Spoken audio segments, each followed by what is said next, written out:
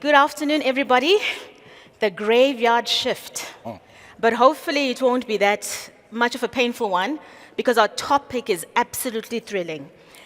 Did you know, according to a McKinsey report, by 2028, we will have incurred as a global community $362 billion losses due to financial crime, mainly stemming from cyber threats. So there is a real threat, and we're here to talk about that threat. But most importantly, we will focus on the response. So what are we going to do about it? How are we going to ensure that the South African payments system is cyber resilient? Ladies and gentlemen, I have the privilege of sharing a panel with collectively over 78 years of experience in the banking industry or cyber industry. So to my immediate left, there's Andrew Henwood. He's led responses to some of the world's largest data breaches, looking forward to the war stories and the details behind that, and particularly the lessons learned, so we're wiser going forward. He has worked with law enforcement and government regulators and is a trusted voice on cyber resilience and secure digital payment ecosystems. Next to him, we have, with 25 years in this industry, we've got Lucas van der Merwe, who excels in navigating complex digital challenges through innovation problem solving, strategic negotiation, and impactful communication. So again, to that solutions part, so what? We'll get a lot of insights from Lucas on that bit. And then on the far end, we've got Kevin Hogan, who specializes in financial fraud and social engineering and is an expert in false documents, ID and passport detection. He's also chaired various SABRIC committees over the years. So we will get some SABRIC headlines data. We'll get information on social engineering, which is really swinging the thread from the average man on the street, day to day, social engineering, your emails and so on, all the way through to huge corporates that have fallen prey to this.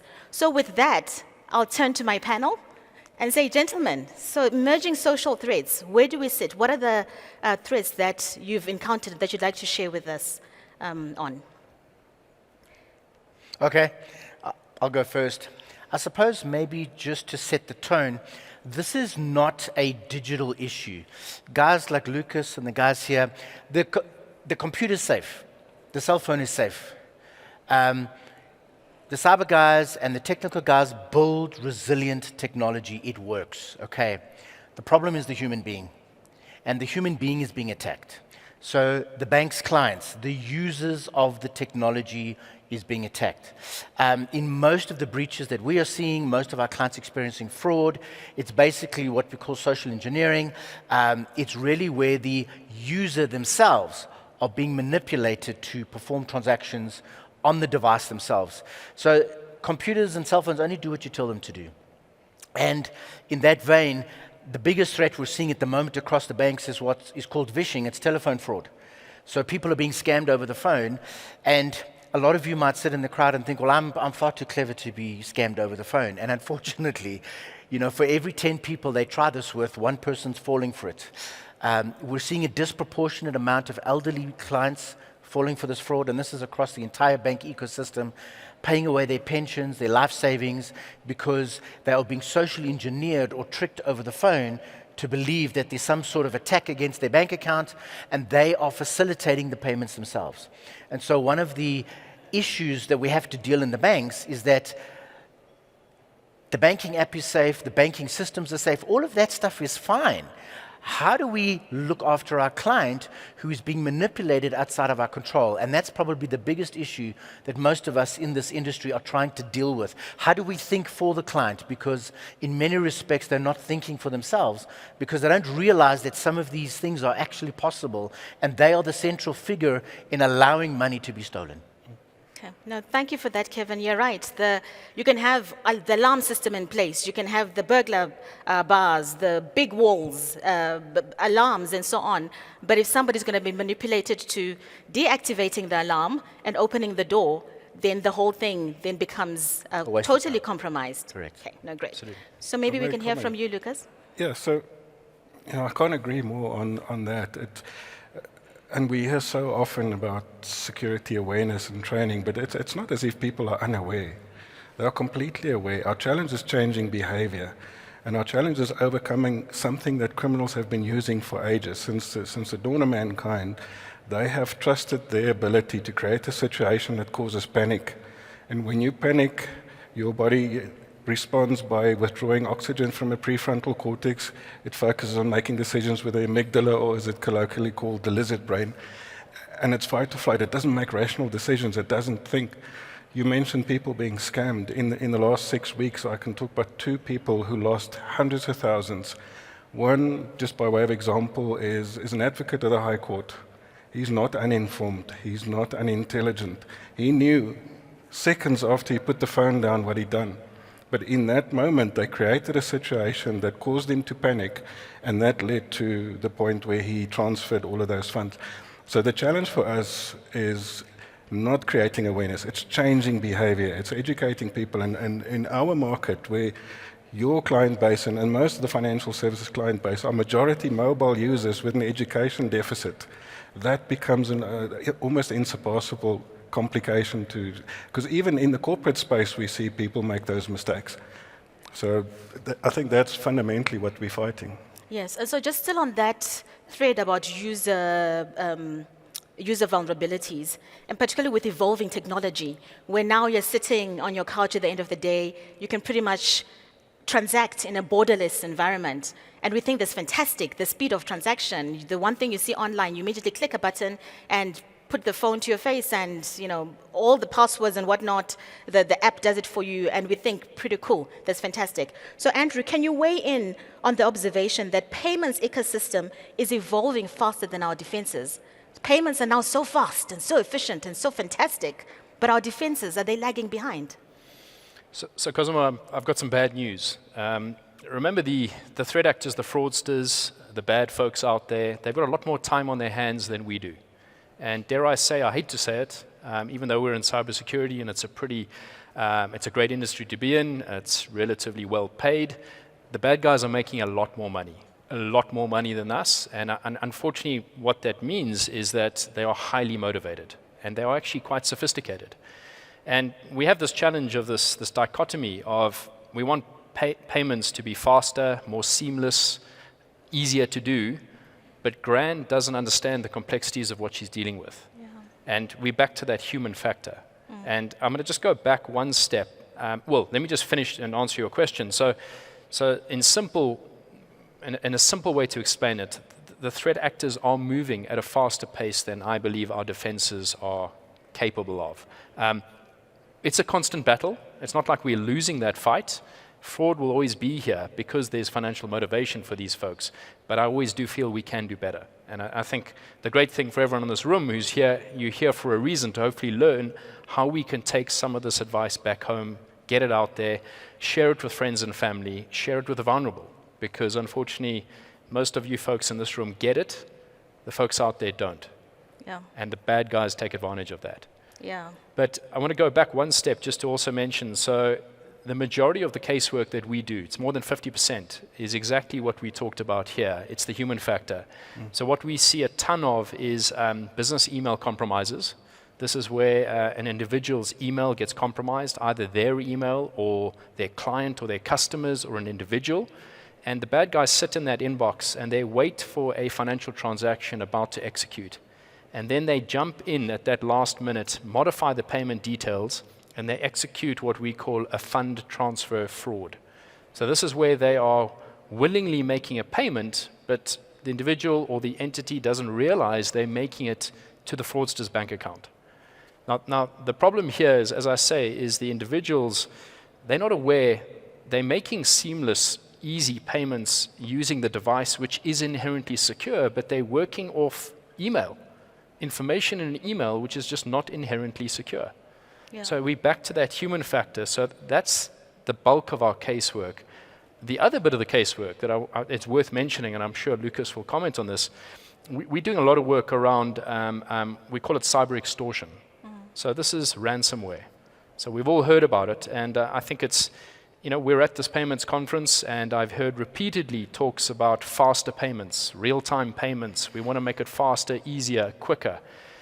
What an ideal playground for a threat actor to come and disrupt the availability of a system that's meant to be doing real-time payments.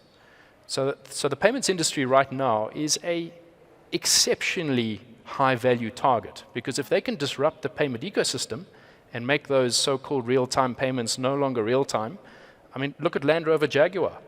They haven't had a production line of making cars for the last, what is it? I think it's a month and a half now. And they've said they're not going to get the production line up till the end of the year. Andrew, on that one, for those maybe that are behind on watching the news, and if you can just quickly, briefly give us an update on what has happened in this case study. And I'll also circle back looking for other war stories, case studies from my other two panelists. But Andrew, on that specific one that you've touched on, if you can just give us a 36-second update, what happened, what went wrong, and these are the consequences. Perfect. So look, in advance, I'm going to apologize to any Land Rover and Jaguar drivers out there. But the reality is that what's happened is a threat actor managed to infiltrate Land Rover Jaguar. It's owned by one entity, an Indian organization, I think it's called Tata, and they were infiltrated, and the threat actors broke into the environment and encrypted the entire digital environment, including the production lines, including the SCADA systems. That's the systems that control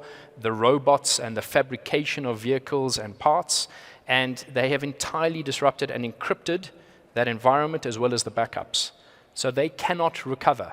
So at the moment, Land Rover Jaguar is not existing as a business. They cannot do anything.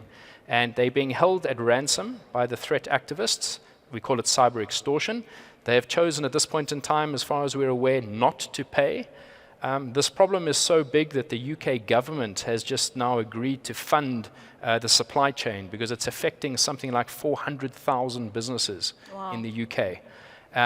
So we've actually done some cases recently here in South Africa regarding business interruption, where Land Rover Jaguar dealers cannot purchase new cars or parts. So this is a significant issue. And remember, the threat actors, they're holding them to ransom. They're saying, give us, I don't know what the amount is, whether it's probably close to $50 million, pay us the money and we'll unlock your systems. And they've chosen not to do that. Wow, wow. So not to spend too much time on the threat, I want to quickly spend some time on the current industry responses. Are we doing enough to protect the consumer? Are we doing enough to respond to this threat?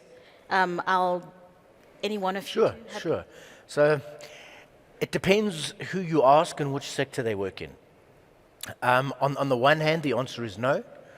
And on the other hand, the answer is yes. What we're finding is that the private sector is taking the lead here. Yeah. Because it's expensive and it requires a high level of skill. So, for example, the banks typically will invest in technologies in their ecosystem to protect their clients. And in our experience, for example, when a client is socially engineered and they give their money away, their first response is, oh, it's the bank. The bank's app is not safe. The bank systems, and meanwhile, it's got zero to do with us. The person has let them into the ecosystem. You were talking about a ransomware attack. I will put money on it that someone at Jaguar Land Rover got an email and clicked on the link, and that's how they're done. It always takes a human being to initiate the attack. The attack never initiates by itself. And so the human being is the central issue in this whole ecosystem. And the problem is, and this is just my experience and something I'm quite passionate about, is if you compare us to the UK, when you arrive at Heathrow, there's Take 5 Action fraud campaign. They are pushing this narrative of cyber fraud, how to protect yourself. You go to the pay points at Tesco's and these different shops, and they've got big banners right at the tills around fraud and how to keep yourself safe. Banks like Barclays and HSBC are running adverts on television around don't do this, don't do this, don't do this. And we're not seeing that in South Africa. So the banks are talking to their clients individually, but collectively within the greater public sector, you're not seeing that push. And we've got organizations like SAFPS and BASA, and they're doing a lot of stuff. But there's a massive subset of the population that's not seeing this. You live in the mountains in KwaZulu-Natal, you're not seeing this stuff. And so there's this massive dichotomy between the Sandton dwellers and the people in the hills in KZN who are having their money stolen from their Capitec account. And unfortunately, what is starting to happen is that as the digital ecosystem becomes stronger and stronger, the human factor in compromising that digital ecosystem is becoming more and more evident. And not only can I con you over the phone, but now I'm going to kidnap you. And so we're seeing a massive rise in express and ransom kidnappings because they can't bypass the digital technology. So they know that the human being is the key to bypass the technology, so I'm going to take the human being. And so now we're starting to go down this road where these two worlds are starting to intersect. And it's causing a problem because if you get this narrative that it's not safe to be in South Africa, there's this knock-on effect across all the industries in the economy. Okay. No, thank you. So you speak to the human being, but now with AI, weaponization of AI. And again, I'll ask one of you to unpack what that means in case in our audience we've got somebody who just wants that 20-second explanation of what that means. We've got deep fakes. We've got AI-driven scams. We've got synthetic identity fraud. So this is where maybe it's not me as a human, but it's a projection, an imitation of the human being that leads one to then, open the door and compromise their ecosystem. If I can just have one of you speak to that, and also focusing on what are then some of the innovative solutions that we've actually come up with to try to counter this. Maybe Lucas? Yeah. At a conference a few years ago, I said automation and AI has the potential to do something really stupid, really fast. What we see in terms of cybercrime and fraud is exactly that. If you've ever been in a negotiation with a threat actor for ransom, half of them can't speak English. It's broken, it's misspelt, it's terrible. And suddenly, their communication looks like it comes out of the Oxford Dictionary. I can spend 30 seconds on a phone call with a person now, and that recording is enough for me to create a deep fake voice from. I can take a picture and animate that to the point where somebody will think that person's in a video call. We saw that happen in the East not too long ago, where an entire Teams meeting was attended by deep fake participants, and one person who thought he was meeting with his board made a huge payment, and ultimately that was all fake. So that is absolutely happening as we speak, and the list of how that's used is endless. But it is effectively helping people who would otherwise not be able to do something more advanced, more sophisticated at an incredible pace. The terrifying thought is what we haven't seen is if that technology is applied to malware, self-perpetuating, morphing malware that is undetectable and untraceable and unstoppable. We've not seen that. It keeps us up at night. But still, for the most part, even with all of that, and that's where, if we think about the Marks and Spencer case also in the UK earlier this year, criminals managed to convince the service desk that they were authentic user that needed to reset their password. That's how they got into the network. More than 90% of the cases we get involved in and investigate is linked to somebody having done something. Either in conversation, either... There's a story that I like telling of, and this happened years ago, where an executive on holiday was going to a family reunion near Bloemfontein, of all places. Clutched his chest, his wife pulled over, she took the wheel, rushed him into the hospital, and while he was being triaged, she'd fill in all the paperwork, she took the kids for a milkshake, and she did what almost any person in that situation would do. She went on Facebook and said, "Pray for him, we think he's had a heart attack." That was the trigger. He was being monitored as an executive of a company. He was being targeted. Somebody phoned her a few minutes later, asked her a ton of questions, saying, sorry, they've made a mistake at admissions. And then said, but I really don't want to bother you at this stage. Is there somebody else we can speak to? And she gave the lady her husband's PA's number and told her that she should expect a phone call. They spoke to her for a little bit, gathered more information, but not even that was how they got in.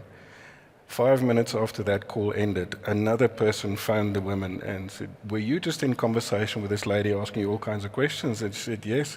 And they said, oh, well, you're one of the people that just got hit. You need to urgently change your password. She was on holiday. They said, no worry, we'll send you a link on WhatsApp. Just type in your username and your password and put in the multi-factor authentication. And they got access to the PA's mailbox, who had access to all the directors' mailboxes, and that led to exactly the attack you spoke about. Fraudulent transaction worth millions that was perpetuated about 6 months later. So they are devious now, persistent. They will find that one little gap that we left open. And all the cases we see, as much as we talk about these things, and it sounds like a perfect storm, it's a worst-case scenario. Every day in my life is a worst-case scenario. The people we meet are in the worst possible situation they can imagine, and they have completely underestimated the severity, the unpredictability, and the persistence of a major attack. And then they need help. And by then, it's a little bit too late to prepare for something that's happening already. Yeah, no, that's terrible, because they appeal to your emotions, and at that point in time, there's the urgency. You just have to do something now. Andrew, if I can ask you to just unpack some other solutions that are out there, some innovative solutions to try that are out there available to help further protect us from this vulnerability. Yeah, thanks, Cosmo. So I think I'm going to go back to something that that was mentioned earlier. Kevin mentioned that the private sector has done a lot of work around this space. Dare I say, I don't think we've done enough from a regulatory perspective to kind of really drive this message home. I can tell you one thing, and we know about this. This has changed in the UK. There's now legislation that is putting the onus of responsibility forcibly on financial institutions, which is possibly not ideal. Certainly if you're a financial institution, it's definitely not ideal. But talking about innovation, each of the banks have different innovative solutions to help mitigate risk. Some of them are really good, some of them are okay, some of them are a bit meh. But the good news is there are mechanisms in place to make things more secure. And I'm going to go back to it. It's not so much the innovation that each of the banks are doing. The world we live in is becoming more secure. Unfortunately, the bad guys are staying one step ahead. So what I mean by that is, if you take one thing away today, email, we all live our lives on email. If you're using an email account on one of the ISPs that you got your internet on back in the 80s or 90s, whenever internet came to South Africa, do not do any sensitive transactions on that email. Move on to something like Gmail or Office 365 or one of the prominent folks out there, because they will make sure your email is secure. They do those, when I say secure, they will do checkups to make sure you're configuring it in the most secure way possible. If you don't have things like, let's talk about MFA, multi-factor authentication. If you haven't got MFA configured on your devices, what are you doing? You need to put MFA on. Even more than that, I hate to tell you, multi-factor authentication. Yes, just for the average man, this is when it comes to your phone and says, you've got 2 or more ways of verifying that it's you trying to access this. So this is whether you get a notification on your phone, and then it says where else will notify you on your email, and so on. So basically, multi-points to just verify that indeed you are the person trying to gain access. So spot on. So just to clarify that completely, if you're using just a username and a password, that's not enough. You need to use another factor to authenticate. Most folks these days, almost every smartphone now, you can use your fingerprint to authenticate, and certainly almost all of the banking apps allow you to authenticate using a fingerprint or get a prompt to verify a transaction and things like that. A number of the banks have done some really innovative things. I know one particular bank, I'm not going to mention any names, that is doing some really cool stuff. There's a big issue with guys getting kidnapped, gun to their head, and bring out your phone, unlock it, go into your banking app. Now, one of the banks has actually done something really cool where you can masquerade what that app looks like. Because if I've got my bank app on my phone and I've got a gun to my head, they're going to force me to unlock that and make that payment. As I say, some of the banks have got some really innovative stuff around that. I'm not going to mention it all right here, but there's very, very cool stuff that they've done around. So this is where the banking app does not look like your banking app on your phone. Now such that gun to your head, you're not going to, they're not going to click to that and put the phone to your face. Yeah. Okay, that's now the fantastic. problem here, and we hope it's not going to be prolific. I mean, I know it's increasing almost exponentially this, but the bad guys are going to realize what's going on here pretty quickly. And then you kind of, it's like a game of whack-a-mole. So Yeah. that's maybe not an ideal way to do it. And I'd like to kind of go back to the easier use case. Okay. Let's go back to business email compromise. Just to give you a quick statistic, just to put this in perspective, and I loved your statistic from McKinsey, which I haven't heard that one before. But the FBI runs IC3.gov in the USA. They report every financial crime, or well, they ask people to report on every financial crime that's ever been committed since 2000. And they put a report out last year. They measured the number of cases that were physically reported for the last 10 years from 2023 backwards on BEC alone. So this is now, email's been compromised, funds have been transferred to the wrong place. And folks, this is reported crime. Okay, so this is, imagine how big this number would be if there wasn't, if we had all of the statistics. The reported crime, the reported number globally lost was 55 billion US dollars. It's just under R1 trillion that was lost. And that's gone out of the ecosystem. Yeah. And remember, the bad guys are doing this because, I hate to say, law enforcement is not geared up for multi-jurisdictional type prosecutions. So the bad guys are getting away from this, and they're going to keep perpetuating these crimes until we can stop this. And I'm going to go back to, I'm going to try and link this all together. You talked about the innovations that the banks are doing, and they're doing some great stuff. The problem, if the information that they're relying on is coming from an email that is coming through an insecure channel, it doesn't matter what you've put on the phone. Yeah. It doesn't matter about all that innovation. What we've got to do is we've got to make sure that Gran, when she makes a payment, she knows who she's paying. Yeah. Luckily in South Africa, we've got things like AVS. You can do some checks. The problem is the bad guys are very astute at socially engineering you to pretend they are someone who they are actually not. Yeah. And that's the real challenge. And I think that's the innovation that we're actually looking for is how do we take something simple like email and make that communication mechanism more secure so Gran knows actually who she is paying.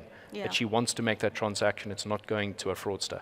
Yeah, and there are already some tools out there. But I just want to touch on something that you mentioned at the beginning, and again, anyone can take this, but the role that regulators play, because this is a battle that no one sector or space can win on their own. We need to collaborate right across.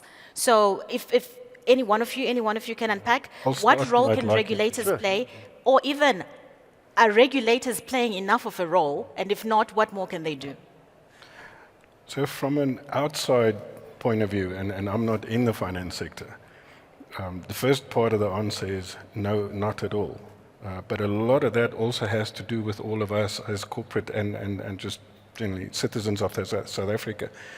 We are not raising this or creating awareness of exactly how big the problem is. I live in a little town called Wellington in the Western Cape. If I had to try and report cybercrime at my local police station, I would get a string of words that's not polite to repeat.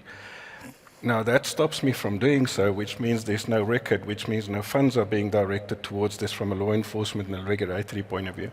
But also we find ourselves in almost, I want to say, we're trying not to offend anyone, but we find ourselves in a twilight zone between having regulation that effectively treats the problem and where we are now, where one of the lawyers I had a debate with yesterday said this is the only crime where the criminals disappear uncaught and the victims are fined.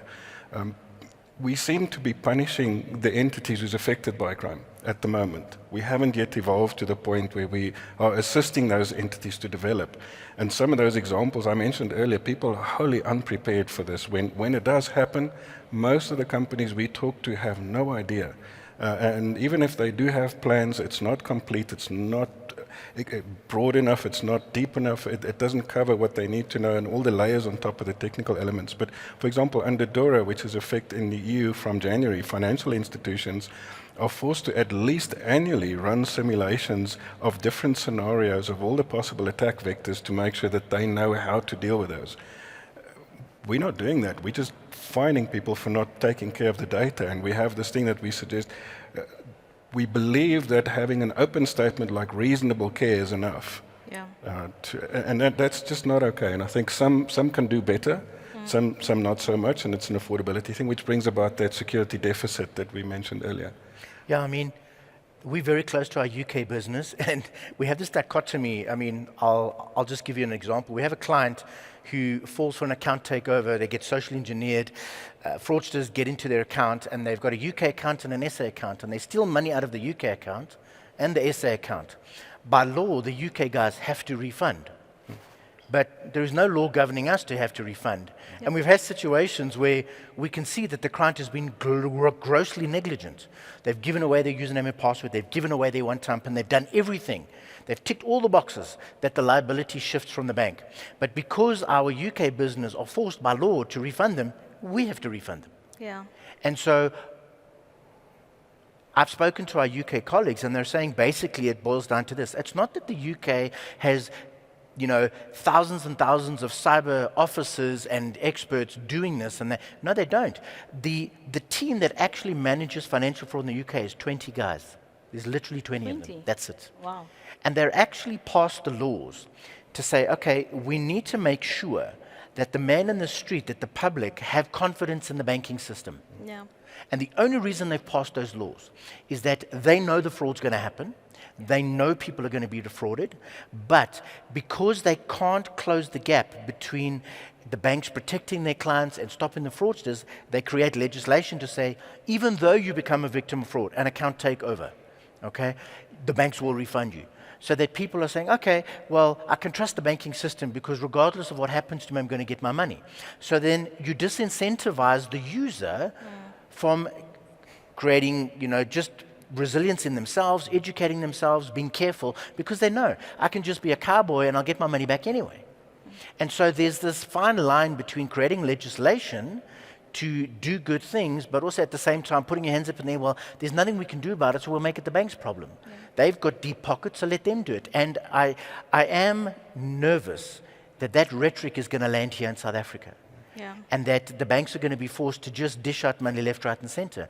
Because I can certainly see it happening when I chat to my colleagues. One of the biggest issues we have with people like me who do what I do is when we sit with our banking teams who want to build foster payments and beautiful payment flows and do all these cool things, there's this dichotomy between security and convenience. Yeah. And they push the convenience. This bank's doing this, we must do it. That bank's doing this, we must do it. And this convenience curve just goes through the roof, and the security curve just takes a dive. And so what you're starting to see happen is that shift is starting to happen. Because the banks all play musical chairs with their clients. You had fraud at this bank, so now you're going to this bank. Now you had fraud at that bank, now you're going to... We have it all the time. And we say to these people that have had fraud at other banks that come to us to say, you can have that fraud here as well. Yeah. It's got nothing to do with the bank. Yeah. This is what's happened. Yeah. And so what I am nervous of is that you create this legislation and you basically make it the bank's problems. Because what's going to happen is that the scales of convenience versus security are going to start to tip towards security. So instead of you having MFA, you're going to have multi-factor authentication. You're going to have 2, 3, 4 different things that you're going to have to do before you make a payment. Yeah. So yes, the payments are fast, but what the banks are starting to look at and do is... The gatekeeper has been enhanced. The level of authentication, the level of checks and balances before we allow that payment to leave are just going to increase exponentially. Yeah. And so this is the dichotomy we sit with, because in the old days when it was just EFT, our success rate in recovering funds, we were in the 90%. Yeah. Because and now with instant payments, exactly, it's gone. It's gone. And our success rate is just going like this because the payments are just moving out the window like this. Yeah, yeah, no, absolutely. Just, I'm well aware of time and we've got questions. I'll pick on a few questions and any one of you can pick them up. But while we're doing the questions, if you can also just think of an acronym. There's been a lot that we've heard today. There's been a lot of caution and safeguards that we need to put into place. So we have asked the panel to just give us, an acronym. It's been a long day. We're all tired, information overload. So they'll give us an acronym as their key takeaways or parting remarks. But before we get to the acronyms, in terms of key messages that they want you to walk away with that are easy for you to remember, I'll just pick on a few questions. And I must go on the mobile payments one, which if it's still there, What are the most prevalent cyber threats in mobile money or mobile wallet payments? Do you want the politically correct answer or the real answer? Let's take it to the real level, right? Yeah, let's go. What's the real answer? So let me give you something that's affecting us. Use iOS versus Android. There is a virus at the moment called Gold Digger that you can only get on an Android phone. You can only get it on that phone. And clients are being socially engineered and WhatsApped, and they are downloading the Gold Digger onto their Android phone. That virus gives them full remote access to your phone. They can do whatever they want on the phone. They can see what's going on, everything, as opposed to using the Apple ecosystem where you can't get that. So part of this journey that we're trying to have with our clients is to say, when you're looking at your security, choosing the right hardware does have a role to play. The problem is the economics is not available to everyone to have a secure device. Yeah. So because I'm running around with an unsecure device, I make myself susceptible. And it's the old age thing. The rich can build big walls with fences, the poor can't. And so there's this dichotomy in this world that we have to deal with as well. Yeah. Is face authentication safe? Say again? Is face authentication safe? Some. Some? It depends. Varies from depends. device to device. Yeah, from device to device. And that question was from Mafiki Lamini. And then, So maybe I just think- to elaborate on that, sorry, Yes. Lucas, yeah. is the face is absolutely secure. The problem is the phone falls back to username and password when the face fails. Yeah. So if the fraudster looks at the phone and it fails, he hacks your phone and uses the username and password. Yeah. So let me give an example. Most people in this room, the password to get into your cell phone is either 4, 6, or 8 numbers. That's all it is.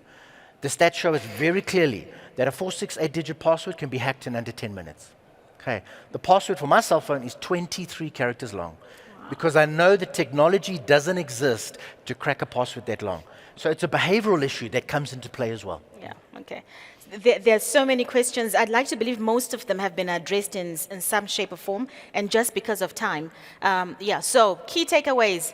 Try the 23-character password. And remember, it has to be different for each password, for each item you want to access. Behavior. We have to change our behavior and the way we do things. We can't keep on doing things the same way. Faster is great. It's wonderful, but also be alert that you open yourself up to other vulnerabilities and other dangers. So let's all just be more cautious and more safe as we go out there.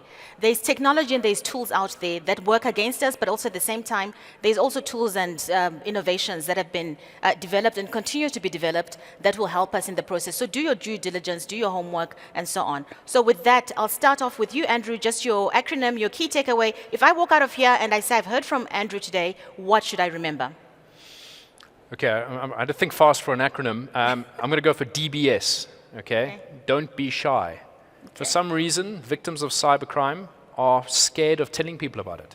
Lucas said, people don't report it to the police. And I know we have a problem with our police force, but you need to tell people. If someone breaks into one of the houses in our area, my WhatsApp group goes crazy. But people don't do that for cybercrime. Yeah. For some reason, it's a taboo subject. Guys, please go out there, tell people it's happening. We all know it's happening. The monetary values we've given you are absolutely staggering. The banks are losing vast amounts of money. Consumers are losing money. We need to get the education out there that this is a big problem. So We need DBS. we need the stats. Don't be shy. We need the lessons learned. We need to understand root cause. So please, DBS, do not be shy. Lucas? I'm going to read a quote from a client as my takeaway, and it comes from a presentation I did earlier this year that focused on the psychological impact of cyber attacks. She said, "Knowledge prepares us, but experience transforms us. A cyber attack reveals how vulnerable your business is, but it tests more than your systems. It tests your leadership, your people, and what struck me was the silence around cyber attacks. There's little open dialogue and no shared playbook in the community where people can discuss their experiences. As a result, we felt alone in making certain critical decisions. Until we create communities to share, leaders will continue to face attacks in isolation and digital wounds will remain."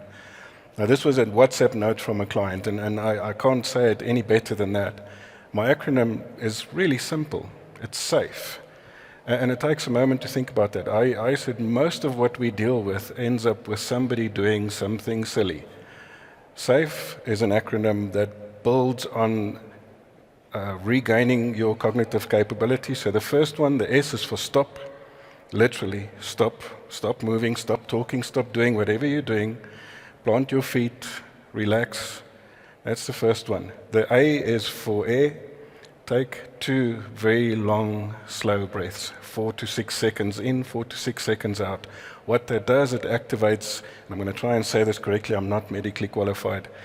It activates the parasympathetic nervous system, which counteracts the effect of the amygdala. And in that process, you reoxygenate the prefrontal cortex, which is the part that you think rationally with.